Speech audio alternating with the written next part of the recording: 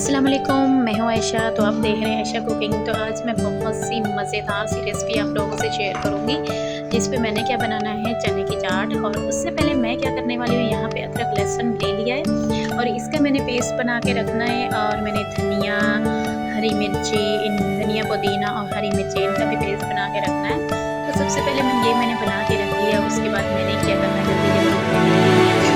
जल्दी चने में ये सारी चीज़ें मैं ऐड करूँगी। और सबसे पहले मैं आप लोगों को ये दिखाऊँगी कि ये मैं पेस्ट जो है बना के रख लेती हूँ।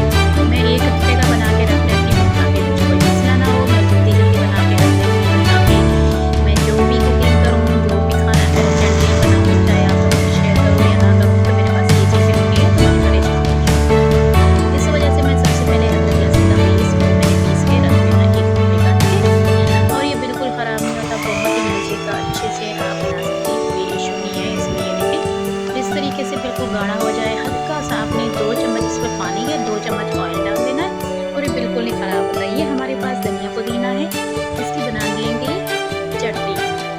जैसे कि रमज़ानों में ज़रूरत होती है कि ग्रीन चटनी, हरी चटनी, ये वो बहुत सारी चटनी होती है। तो यहाँ पे मैंने ले लिया है ये चटनी, तो मैंने पीस ली है। चटनी मैंने कौन सी पीसी है, एक तो मैंने हरी मिर्च ले ली, उसकी मैंने पीसी है। एक अपनी छोटी बिल्कुल पतली वाली होती है हरी, उसकी पीस के रख ली है। और मैंने धनिया पुदीना और प्याज की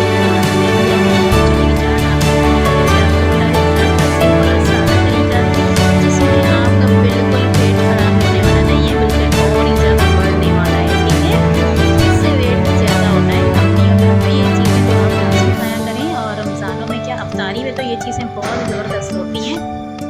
और मैं अफ्तारी के लिए ये चीज़ें बना रही हूँ, मुझे बहुत अच्छी लगी, इसलिए मैंने सोचा आप लोगों के साथ अफ्तारी स्टार्ट कर दें। जी, तो यहाँ पे मैंने हरी मिर्ची का जो पेस्ट बनाया था वो ले लिया है, हाफ़ टी स्पून वो ले लिया है।